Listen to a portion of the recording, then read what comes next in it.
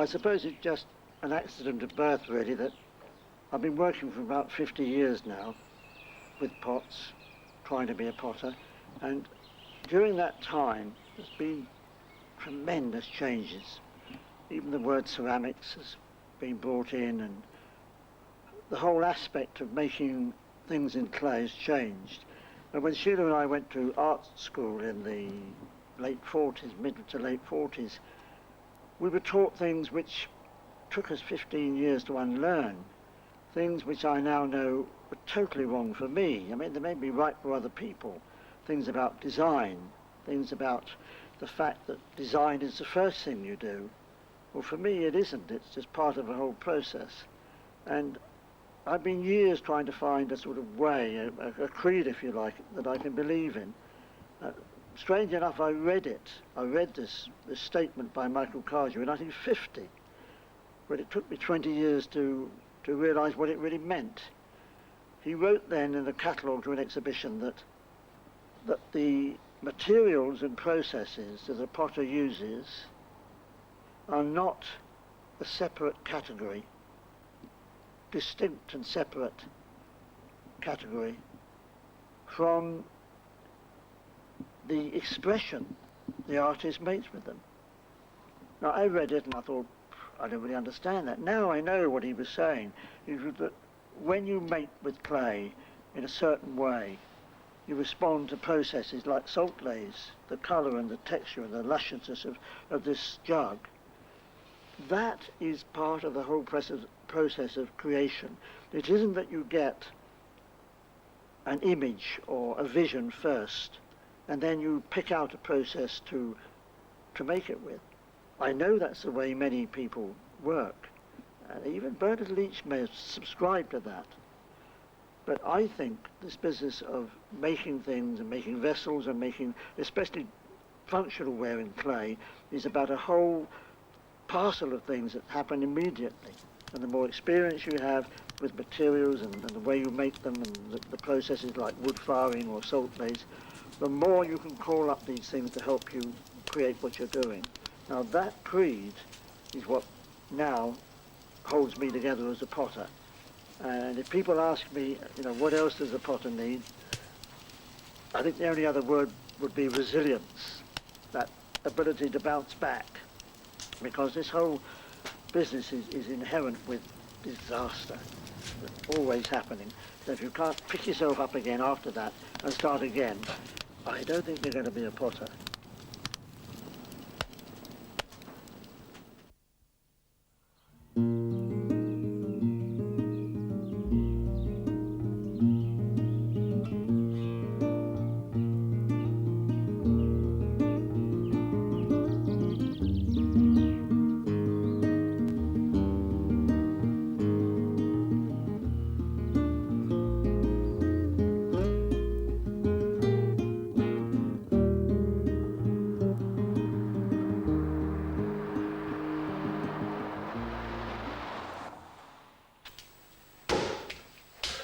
Making some teapots in porcelain.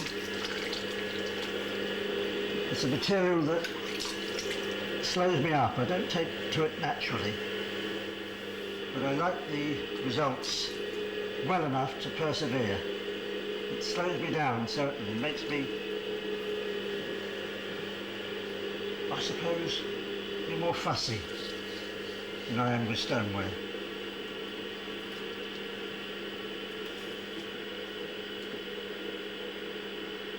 It's essential I get the thickness of the base right.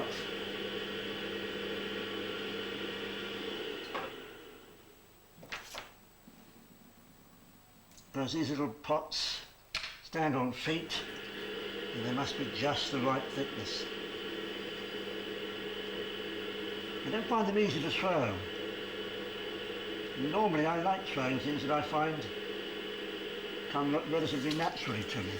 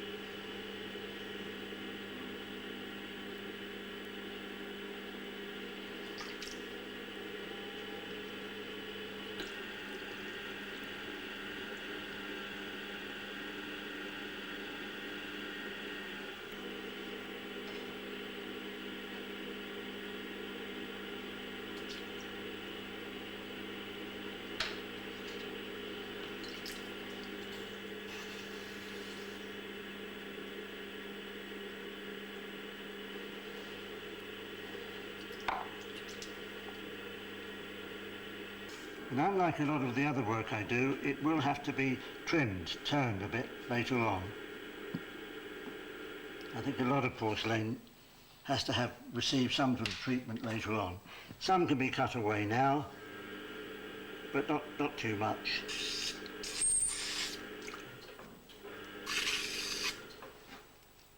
It's almost a question of tidying it up later, because it's for me, a very precise medium to work in. But what it does enable me to do is to put the spout on, this curve, and of course add legs later on.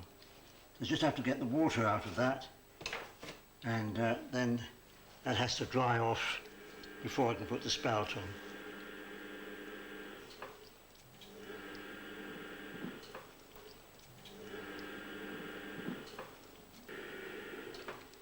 But I've got a couple prepared so I can put the spouts on them. For me, that's the most interesting part. Now these I've made earlier, they're nice and right sort of stiffness. They've been cut off their bats, so they're ready to have the spouts. A lid's been half made. It's going to fit on there all right. So you just have to make a spout and put it straight on.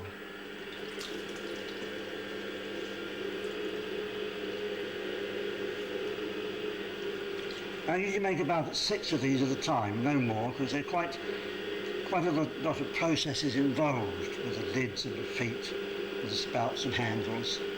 So I always make these spouts in this way.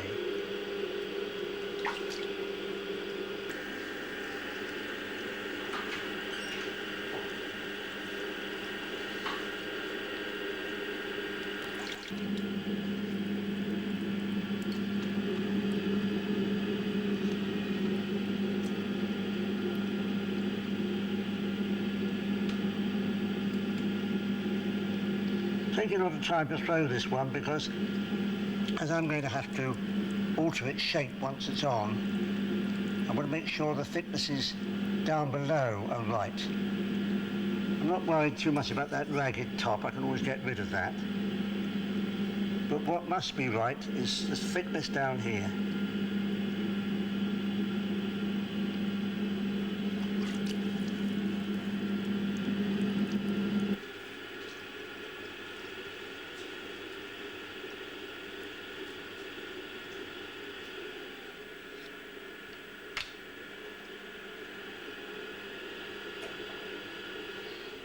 Yes, that's all right. That's not too slippery, but I can pick it up straight away.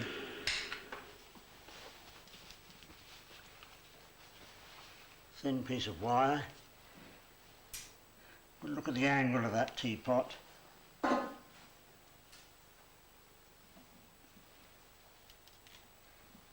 Pick it up straight away and just alter the end. And offer it up to the teapot so it's nice and high. The wetness of that will make the mark. I now know where to cut the holes.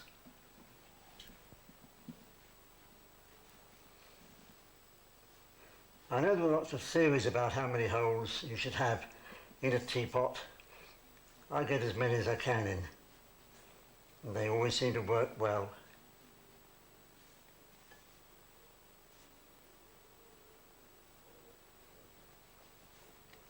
The teapot body is a little bit soft, but that doesn't matter. It means the spout will stay on better. There's the last one in. That gives me enough surface area for the tea. Take the lid off.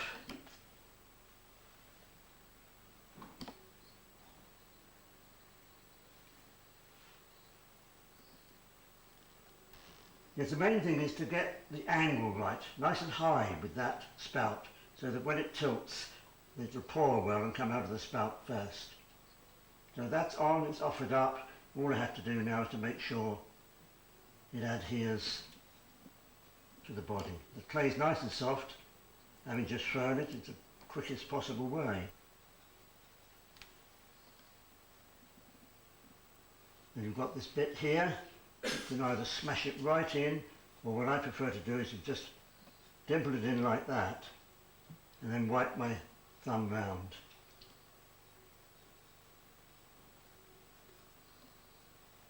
So it makes a kind of pouch there. A little bit of tidying up.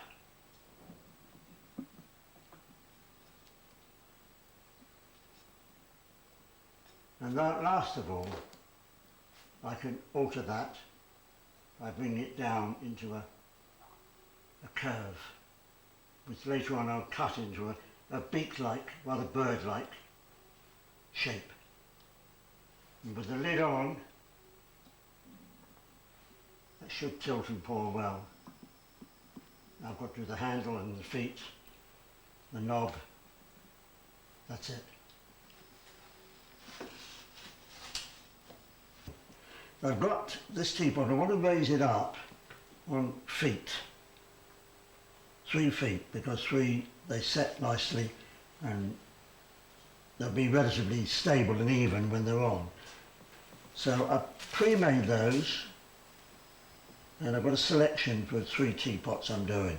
The main thing is to mount the teapot upside down and put them equidistant. The feet themselves have, for me, quite an interesting sort of history. Everything has a history. You don't just get them out of the blue. I don't believe in originality, unless you come from Mars. I believe in innovation, and I believe in tracing back where these ideas come from. And for me, the idea of the feet comes very clearly from Greece, ancient Greece, 10th century, something like that, BC. When the Greeks were putting feet on everything, but they were earthenware, not porcelain. Wonderful pots. And my main teacher has always been history. Right, mark those. Use a little comb for combing dogs or something. Getting nits out of hair. Makes a mark.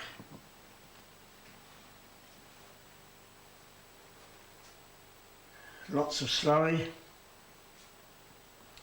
Set them on and forget them. Don't clean up too soon.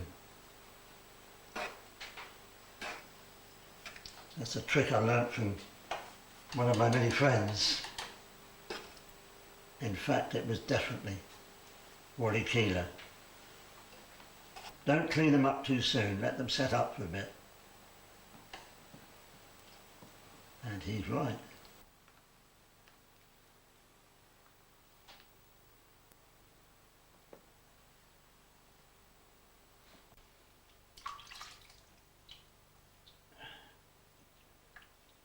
As I say, I do find porcelain, for me, a very exacting material, unlike stoneware clay, which I find easier. I've got to relate that shape, that size to that pot. It's funny, when I first made these teapots again, many younger people didn't recognise them, and they'd look at my jugs, and they'd say, well, I know the jugs, but who made the teapots? And when I said I did, most of them said, some buyers of teapots, oh, I don't like those. And when I asked them why not, they said, well, they don't look like yours. And one of them actually said, when I said to her, what about young people changing, developing? She said, well, I like that. But the way she said it, I knew she meant she didn't want old people to change at all. She just wanted me to go on making what I'd always made, and then she could recognise them. And that, I think, is going to be okay. But it's nice and long, and I can select a piece out of that. This whole question of development as you go on, I think, is very important. All of us change. All of us develop. We've got to. I'm the most conservative type of potter. Nevertheless, still changes over many years. It can't stand still. Ceramics, even the word has changed over my potting life. No longer called pottery, it's called all kinds of other things. And that's right and proper. Must develop.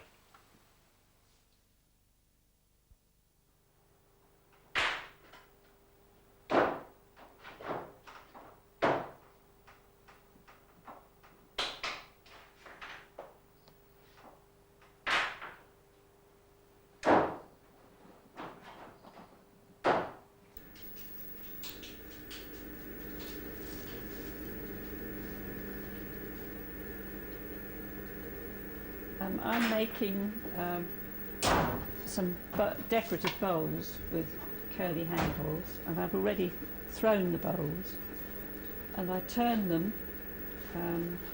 to follow the form of the inside, because I think you get a better form than turning the foot in as part of the bowl. So I've already thrown some rings to make the foot, and I'm just going to put it on. The clay I'm using is what we call the Harry Davis mix, which is 3 parts high plus 71, 1 part china clay, 1 part Cornish stone, and about 5% of sand. And it's very strong body.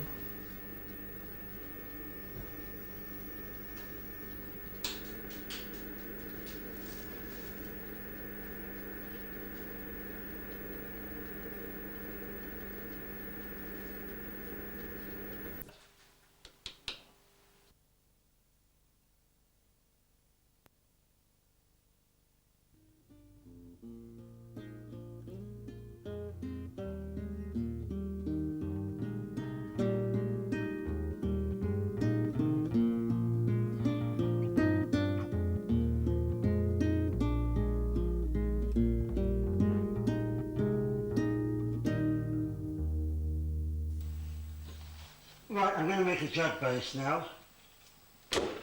With 18 pounds of clay, and we'll concentrate on getting it on centre and pull it up.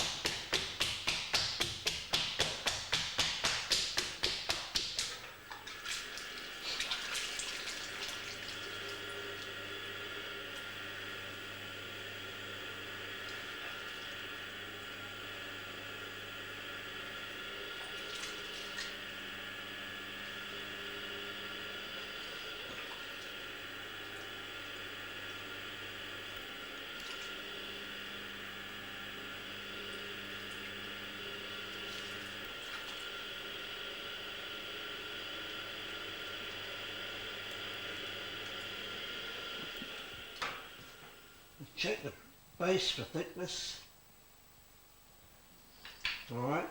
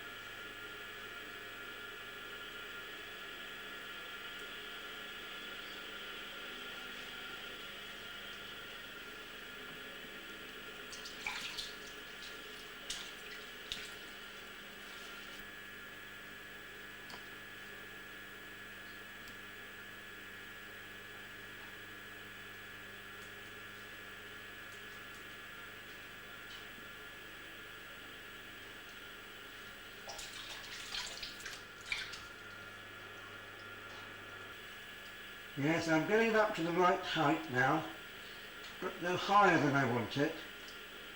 I've got to watch that inside shape. The inside shape's far more important at this stage than the outside. I'm going to have to belly it later on, so I want a lot more height towards the top.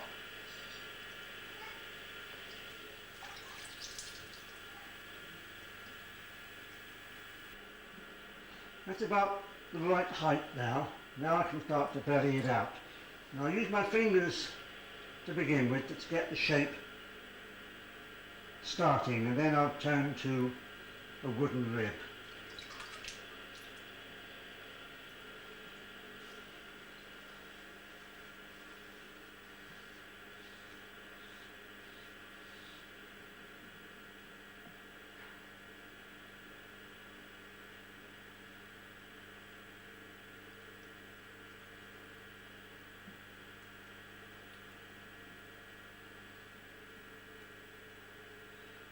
I find the main problem is not to start the bulge too low.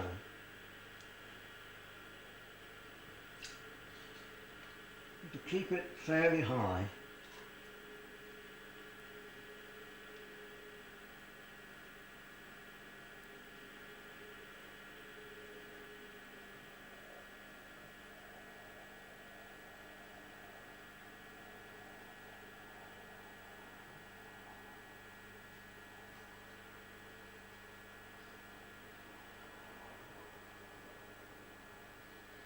I suppose the other thing is knowing when to stop. You've got to imagine what the top is going to be like, and the top that the judge put on later. But I feel there's one more pulling that outwards. I can get a little bit more belly to it. Most of my jug forms are based upon history. In fact, history is my main teacher. But the jug is such an essentially Western form, Western vessel, that I've used it from the word go. This particular one with the round belly and the neck is European, used in medieval times. No, it was used before that in Cretan times, the Minoan civilization. So it goes way back. The East has nothing like it. Now this particular method I evolved first of all because of the size of the pot. But it's not just the size of the pot. If I was making a small one, maybe 7 or 8 inches tall, I still prefer now to throw it in 2 goes. Not in 2 pieces, in 2 goes.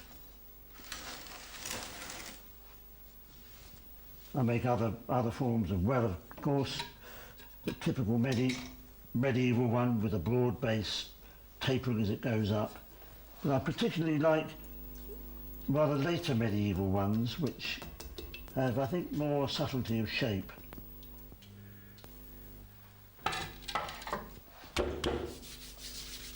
I'm just taking another section to add to the top. I know the weight of clay, of the base and the top, so I can always vary the proportion. And these days that's what I'm about. I'm not after making things that are the same, I'm after variations on a theme.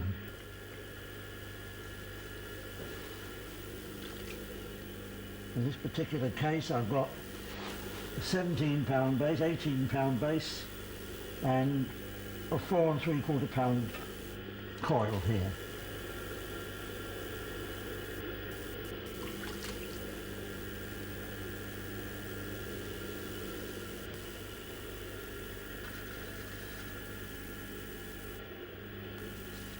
And I just concentrate on the shape that I can pick up well. And already you can see I've got a nice fat top there that I can use later on.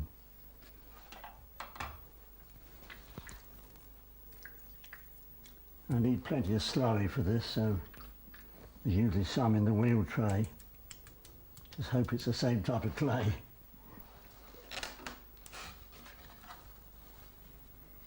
These lugged bats are very useful for this sort of process.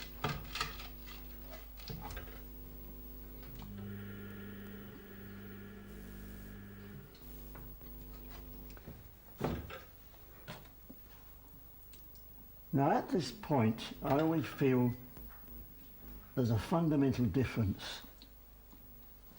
to using this sort of technique of throwing in one or two stages. There's so many different ways you can do it, but in the end I think it's about character. I said earlier I haven't got a very accurate eye. I don't measure well. I'm the one in the family who's not really allowed to cut bread for toast unless you want a wedge. So things had to be a fairly blunt instrument with me. I mean, I could have used my hand to measure that, but I have calipers. But the point is, I can use that to articulate the form and have a form which goes from 1 to 2 that shows a process, shows a method. Other people may prefer to have a running line, a line where you never know quite where the join is. And those people, I think, are more accurate throwers, more accurate measurers. This method seems to suit my temperament. And I think, really, in the end, temperament and character, probably the most important things in the whole of this business of making pots.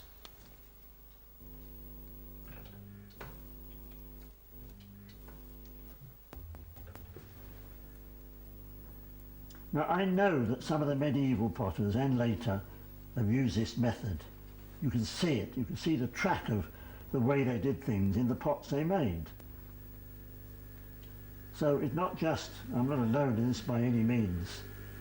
And equally well, you can be sure that other people have done it in different ways.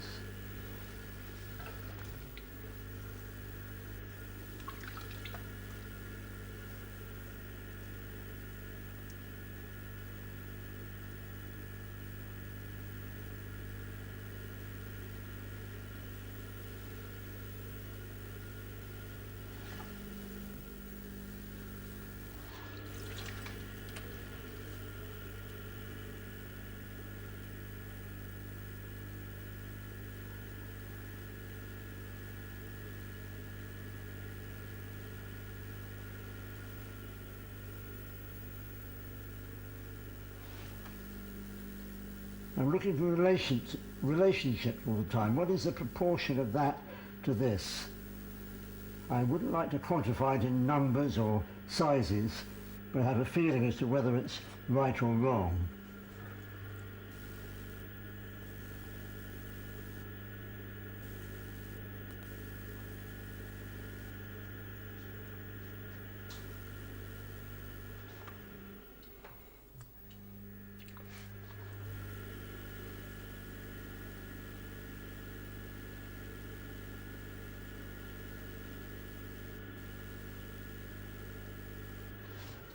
Certain lines I like, big movements of lines, a big one, a little one, but those little tiny scratch lines, I really hate them, and I will go on until they've gone.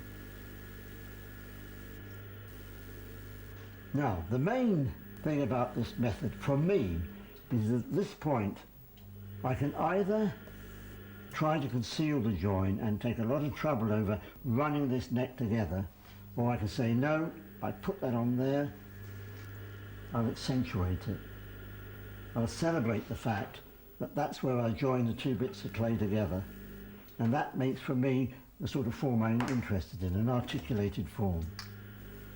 And I think it runs through a lot of what I do, is that because I'm fairly quick in my actions, I'm not very accurate person, I have to find means that express those characteristics.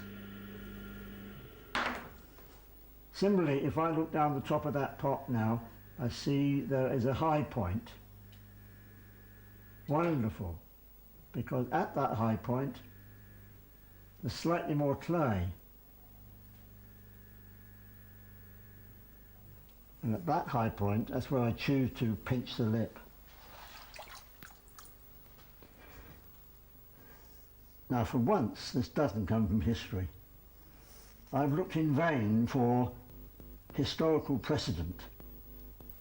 Yes, it seems that this lip came out of the Harrow course on studio pottery, vocational course, in the 60s.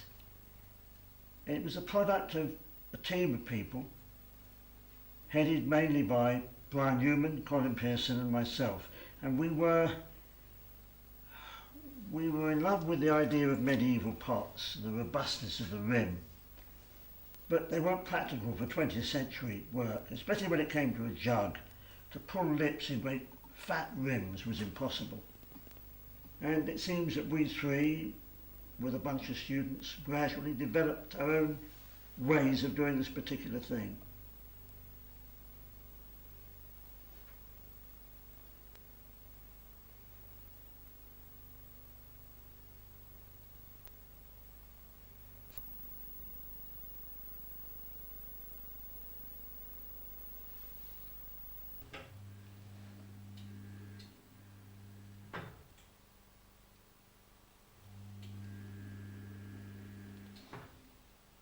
The wonderful thing about this is that there's so much variety. The technique of just pinching is easy, but each person does their own variation of it. And that's mine for the moment. Okay. And the job now is to get a handle on this pot. Got quite a robust rim, fat belly, doesn't need a huge handle coming up this way, but it needs a big one to match everything. It's about relationships of rims and size of things. So I prefer to take a great wodge of clay, far too much, and hand mould it until I eventually get hopefully the right size. So I start with a wodge of clay like this, far too big, and take it away. And at this stage, because I'm hand moulding it, I can keep it round, I can send it flatter. Lots of options I've got. So at the moment that looks about right, I'll have a bit of fine tuning in a minute. So I must prepare where it's going to go. Obviously this fold there has a reason for being there. I think it's a nice bit of form, but it also is a lovely part of the jug to spring the handle from. And once again, when I look at medieval pots and their handles, great robust things, round, some of them flat, a lot of them round. Oh, in fact, the first medieval jugs I really looked at, I thought they were all flat. And then I went back maybe 20 years later and I realised that lots of them are quite round in section. Now whenever I offer clay up, I always remember a little story that I was talking to two young boys, and one was about 11, the other one was about 6. And I kept on doing this, and the 11-year-old boy said, "What are you doing?" And I said, "Well, what I'm doing, I'm asking the jug if I've got enough clay." And if you listen carefully, you can hear the jug say yes or no. So I offer it up and I listen. And I said to an 11-year-old boy, "Did you hear the jug say right?" He said, "No." And the 6-year-old boy said, "I heard it." So I don't know what that tells you, something about the age of innocence. But you do ask, and you do by some, I don't know, imagination, know that that's got to be either enough or a little bit too much. I suppose it's experience. But I can see the handle fully formed at this stage.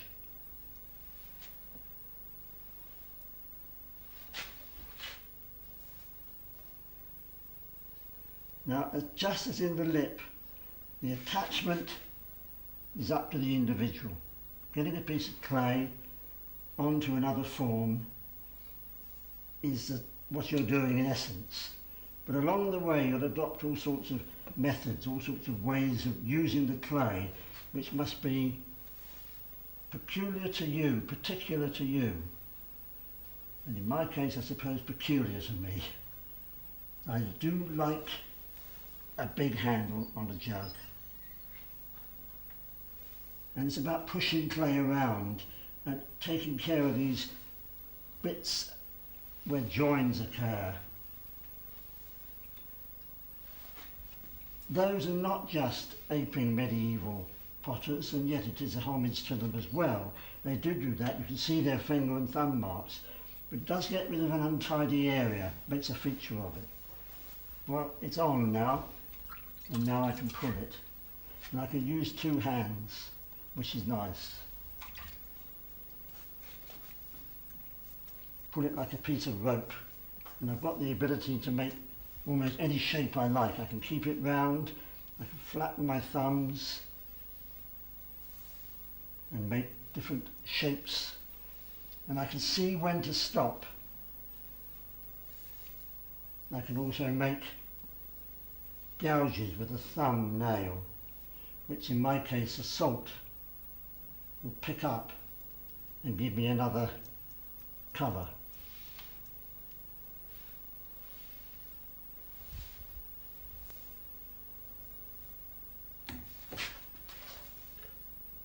Yes, and usually at this time I like to pause, maybe wipe my hands, spin the jug round,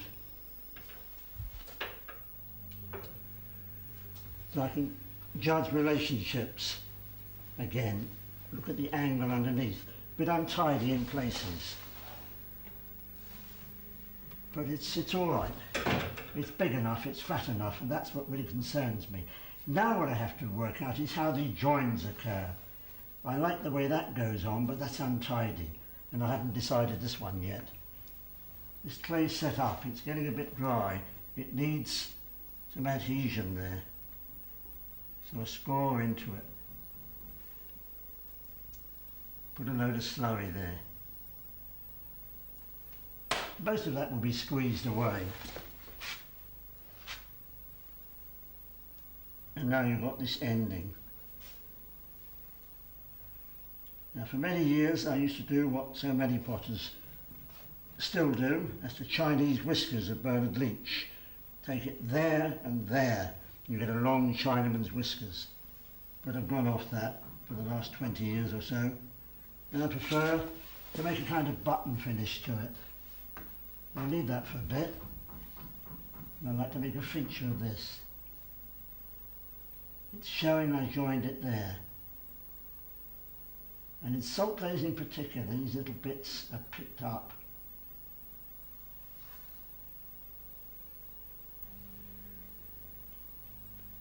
I've got these flicks of the nail I do, but excessive. I think David Leach once said they were a kind of ego trip. He's probably right, but I don't mind that. Now the ending. How's it going to end?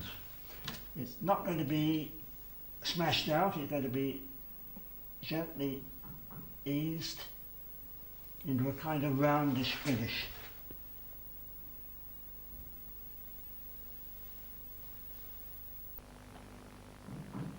But it's not the end of it. For many years I used to leave the handles like that, but for the last 20, I think, thereabouts, I've been ending with a little slug which I put in here, because I see that as a rather ambiguous sort of area. It doesn't really join the jug, not really off it.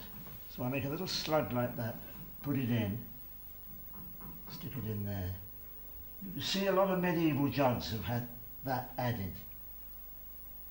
It fills it up at just the right place.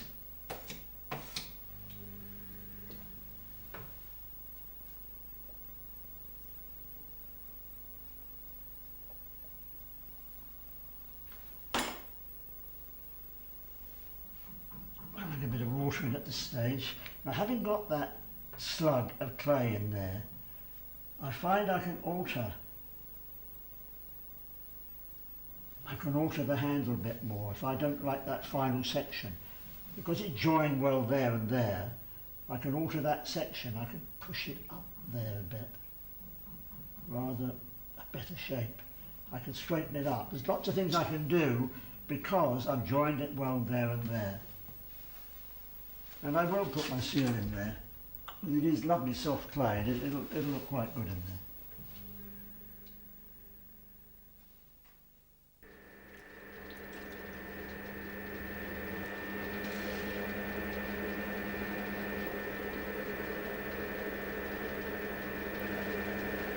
Yes, you've probably noticed that both Mick and I are most interested in early Mediterranean forms. We find they excite us most. And for some years I've been making this little, what I call a cretin pot, because when we had a holiday in Crete in 1975, I saw a very similar sort of shape in a museum with a thrown spout and liked it a lot, and based the pot on that cretin pot I saw. And wanting to do other things, I thought I'd like to experiment and try the thrown spout, try and do something different with the spout. So after a lot of experimentation, I came to this sort of wraparound idea, which still gives you a sort of spout, and that's what I'm doing here. But I mean, even the bowls I'm making are very much early Greek shapes.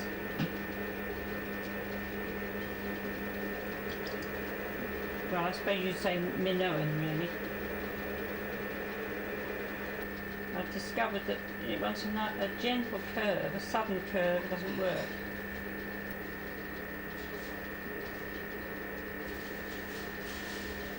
This is where the mirror I've got here comes in very handy. Because you don't have to sit back from the pot to look at it. You can just look in the mirror and see the other side.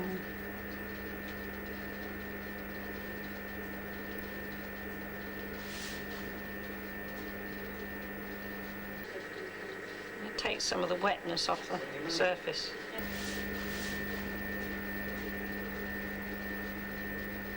Well, this pot's been out in the air for 10 minutes after I'd thrown it, and it's just right for making the wrap-round spout.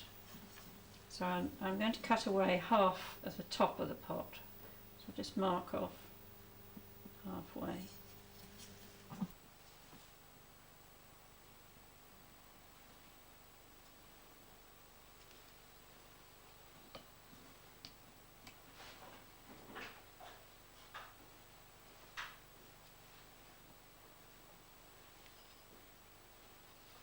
Now, having cut the piece half of the top away, I have to make sure that the edges are smooth, so I use a sponge, and it's quite soft enough to turn around. So I'm going to wrap it round my fingers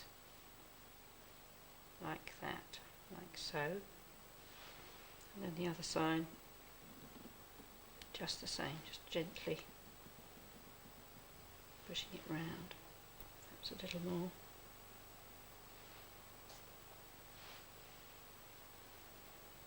Later on, this will be cut off and had a base put on it, and I shall alter the shape here. I may cut a piece out of the back, which will give it a better form. It sort of lean forward a little more.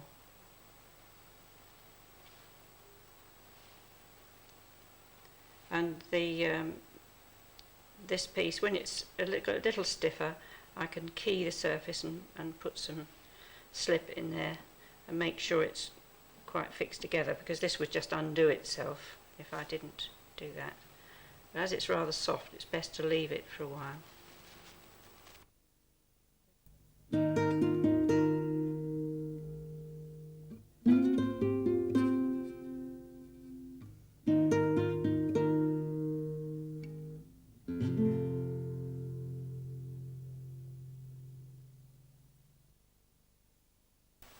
You see, this work on these tables here really tells the story of us coming here about 17 years ago, and what's happening now. For the first 12 years, it was just Sheila and myself and Andrew Gagabo and Claire, and their work is still here. But about 5 years ago, we decided to open it up and bring in other people. We've got 2 more potters, a woodworker, happens to be our son Ben, another woodworker, Lynn Hodgson, and her sister, a jeweller, Claire Hodgson. So if you look around these tables, you'll see the whole setup here. They all work here and they all help to keep the place clean, tidy and in order. Do the pottery jobs, cut the grass, all kinds of things. It's a kind of community spirit which I think we both like very much. So if you look round here, you'll see some of that work. So John Allison's extrudes everything. You'll see his work over there. Patia Davis is an oxidised fire. She fires in the electric kiln, so the colours are different. They're rather more pastel shades. There you've got some of Andrew and Claire McGarver's work. We have that, although they're in France now, we still keep a large representation of their work. And then there's one of Sheila's over there, a couple of mine there. So in that table you've got the 5 potters who are always represented here at the farm. Now this part of the showroom barn, we have the other people who work with us. There's Claire Hodgson, who makes jewellery, rings, pendants. There's even some silver-mounted shaving brushes in there. And her sister, who does carved wooden boxes. See a lovely one there with a hair, leaping hair. Mirrors, tables, all in carved indigenous woods. And the last member, who's Ben Casson, our son, English ash sideboard. So in this corner you've also got several potters and the 2 woodworkers and the jeweller. That completes our 7 people who exhibit here. See, this business of salt, it sounds very technical, but it's really quite easy. All glazes need something to help them melt, a flux. Sodium chloride is ordinary table salt you put on your food. If you throw that into the kiln by some method, literally throw it in shovelfuls or wrap it up in paper, throw it into the kiln when the fire is really hot, white hot, 1300, something like that, it will explode. And the sodium in the salt will help to melt the other agents on top of the clay body.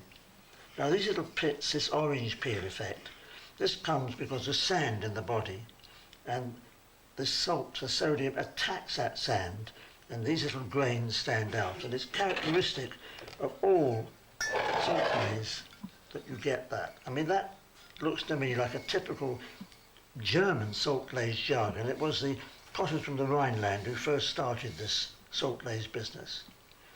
This one had a blue slip on, and as I put it on, I got a sponge and I wiped it over, used my nail on my little finger to draw into it and nip little bits out of it to liven up the surface. And that was not a glaze, it was a slip. There's glaze inside, but this is just a clay and metal finish, and then the sodium in the salt completes it. But it's really adding salt to the kiln at some stage in the firing, whether you fire by wood or gas, doesn't matter. You can't do it with electricity, but you can do it with a kiln that has flame.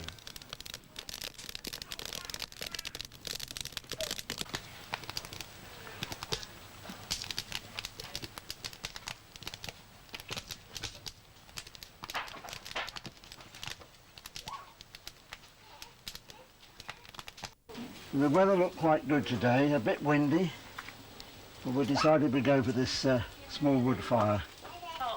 Not a very big kiln, but it's full of pots. Just going to nurse it along, get the temperature rising. Take about 12 hours altogether. Just gently watch the process, lovely quiet process, one piece of wood at a time. Just sit back and watch it. Watch the temperature rise.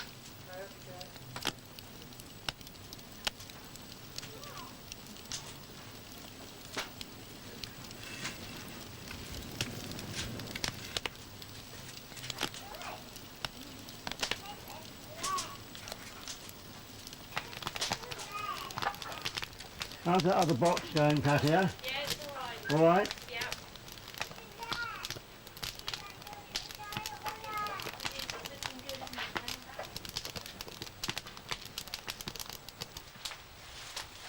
How are we going, Patty? Alright.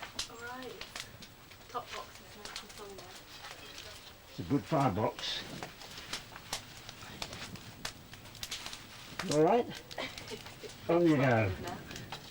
Oh, it's hot, that's right, it's hot. You helping, Moss? It's hot, isn't it?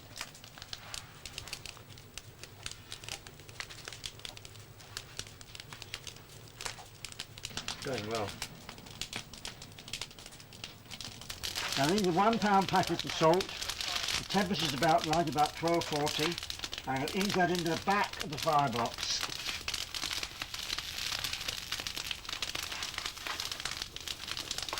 I can see it catch. It'll be going into the kiln. I'll put one more in.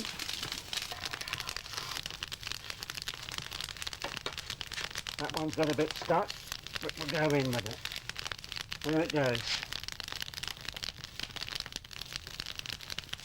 Right into the back.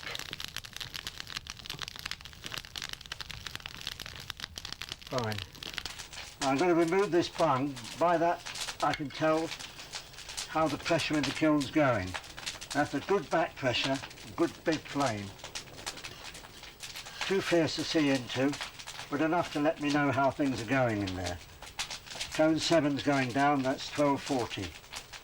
So we're on course. Probably time to put some more salt in. Now, towards the end of the firing, that's when all your critical judgments have to be made. I've had a look at the bung, seen what the flame's like, we've put some salt in. It's now a question of when to stop. You take these little drawings here, got plenty here from past firings, that lets you know what the colour's like, what the surface is like, and that's when you have to say, do I stop, do I go on? It's critical that you make those judgments. There's not really a lot of science in it, it's alchemy, I think, that really, at the end of the day, it's you feel it's right. Have I got enough? Do we stop, or do we go on and maybe soak, keep the fire going for another hour? I have a tendency to let that happen, let it go on and let everything settle down. But so far, that ring would satisfy me. I'd be very pleased with that.